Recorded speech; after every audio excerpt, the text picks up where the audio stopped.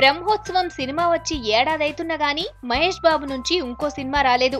ఇప్పుడు మురుగదాస్ డైరెక్షన్ వస్తున్న spider movie మీదనే ఆశలు పెట్టుకున్న ప్రిన్స్ గా సినిమాను ఆగస్టు 11వ తారీఖున రిలీజ్ చేద్దామనుకుంటుండట. ఇక ఈ సినిమా తర్వాత జరంత స్పీడ్ పెంచి కొరటాల శివ డైరెక్షన్ లా భరత్ అను నేను అనే సినిమా ఓకే చేసిండు.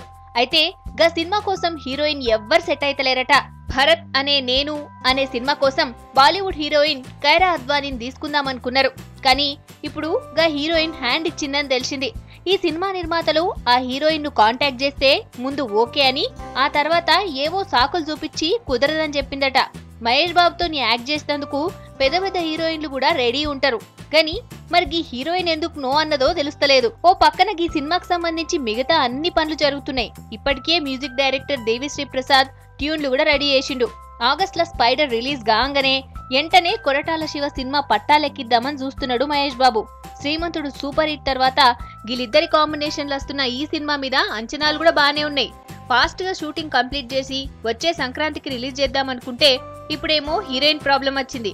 ఇంకో హీరోయిన్ కోసం వెతుకుతున్నారట దర్శక నిర్మాతలు.